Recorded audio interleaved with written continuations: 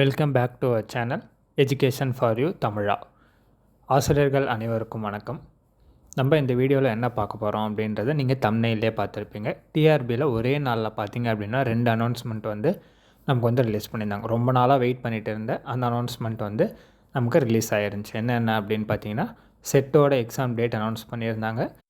அப்புறம் பார்த்தீங்கன்னா, assistant professor in Anna university அதுக்கான இன்ஃபர்மேஷன், அதாவது எக்ஸாம் டேட்டும் அனௌன்ஸ் பண்ணியிருந்தாங்க.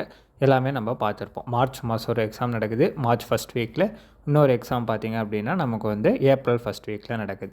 ஆல்ரெடி நமக்கு லா காலேஜுக்கான அனௌன்ஸ்மெண்ட்டும் விட்டுருந்தாங்க. பார்த்திங்க அப்படின்னா அடுத்தடுத்த மந்தில் ஒரு எக்ஸாம் ஷெடியூல் பண்ணுறாங்க. அப்படின்னா நமக்கு அடுத்து பார்த்திங்கன்னா ஜூன் மந்த்துக்கான எக்ஸாமுக்கான நோட்டிஃபிகேஷன் ஏதாவது ஒன்று ரிலீஸ் பண்ணி ஜூன் மந்தில் எக்ஸாம் வைக்கிறதுக்கு சான்சஸ் நிறையா இருக்குது. அவங்களோட பிளான் படி பார்த்திங்க அப்படின்னா எவ்ரி மந்த் ஒரு எக்ஸாம் நடத்துகிற மாதிரி பிளான் பண்ணுறாங்க. அட்லீஸ்ட் ஜூன் இல்லை அப்படின்னாலும் ஜூலையிலாச்சும் ஒரு எக்ஸாம் நடத்துறதுக்கான பிளான் பண்ணுவாங்க. ஏன்னா அவங்களுக்கு எலெக்ஷனுக்கு இன்னும் 1 இயர் கூட இல்லை. அதனால் ரொம்ப ஃபாஸ்ட்டாக மூவ் பண்ணுவாங்க. நிறைய எக்ஸாம்ஸ் கண்டக்ட் பண்ணுவாங்கன்றது நமக்கு தெரியும். எஸ்பெஷலி பார்த்திங்கன்னா டெட்டும் பிஜிடிஆர்பியும் அடுத்து நடக்கிறதுக்கான சான்சஸ் ரொம்ப நிறையா இருக்குது. நீங்கள் சப்போஸ் செட் அப்ளை பண்ணியிருக்கீங்க, இல்லைனா அசிஸ்டன்ட் ப்ரொஃபஸர் அண்ணா யூனிவர்சிட்டி இதுக்கு அப்ளை பண்ணியிருக்கீங்க அப்படின்னா, நீங்கள் கம்ப்யூட்டர் சயின்ஸ் டிபார்ட்மெண்ட் அப்படின்னா உங்களுக்கு டெஸ்ட்டு பேட்சோ இல்லை ஸ்டடி மெட்டீரியல் எதனா வேணும் அப்படின்னா டிஸ்கிரிப்ஷனாக நான் ஒரு நம்பர் போஸ்ட் பண்ணியிருக்கேன். அந்த நம்பருக்கு நீங்கள் கால் பண்ணி கேளுங்க. கம்ப்யூட்டர் சயின்ஸுக்கு மட்டுமே அவங்க ஸ்பெஷலாக பண்ணிகிட்ருக்காங்க, நல்லா பண்ணுறாங்க. உங்களுக்கு வேணும் அப்படின்னா வாங்கி நீங்கள் யூஸ் பண்ணிக்கோங்க. ரொம்ப லெஸ் ப்ரைஸுன்ற மாதிரி சொன்னாங்க. ஜஸ்ட் 2500 சம்திங் தான் சொன்னாங்க. வேணும் அப்படின்னா நீங்கள் அவங்கள காண்டாக்ட் பண்ணி வாங்கிக்கோங்க. நான் டிஸ்கிரிப்ஷனில் நான் அவங்களோட காண்டாக்ட் நம்பர் கொடுக்குறேன். சரிங்களா? மற்றபடி மற்ற மேஜர்ஸ் இருக்கவங்க தொடர்ந்து படிங்க. நிறைய டெஸ்ட்டஸ் எழுதி பாருங்கள்.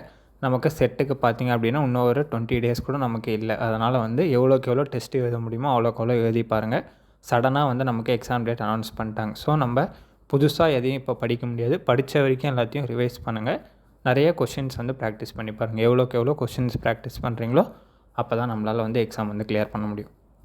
அதே மாதிரி அசிஸ்டன்ட் ப்ரொஃபஸருக்கு இன்னும் ஒரு 48 டேஸ் இருக்குது. ஸோ நீங்கள் கொஞ்சம் படிக்கலாம். புதுசாகவும் படிச்சுட்டு நிறைய ப்ராக்டிஸ் பண்ணுங்கள். சரிங்களா? அடுத்தபடியாக டெட்டு படிக்கிறவங்களோ பிஜிடிஆர்பி படிக்கிறவங்களோ உங்களோட ப்ரிப்பரேஷனை ஃபாஸ்ட் பண்ணுங்கள். ஏன்னா அடுத்த அனௌன்ஸ்மெண்ட் இது 2த்தில் எதனா ஒன்று வரதுக்கான வாய்ப்புகள் இருக்குது. இவங்க ஆனுவல் பிளானர் விடுற மாதிரி தெரில. அப்படியே அனௌன்ஸ்மெண்ட் விட்டு எக்ஸாம் வைக்கிற பிளானில் இருக்காங்களா என்னன்னு தெரில. அதனால் இந்த 2 எக்ஸாம் நடக்கிறதுக்கான சான்சஸ் நெக்ஸ்ட்டு நிறையா இருக்குது. ஸோ இந்த 2 எக்ஸாம் படிக்கிறவங்க ரொம்ப வேகமாக படிங்க. சரிங்களா? மற்றொரு வீடியோவில் சந்திப்போம். நன்றி, வணக்கம்.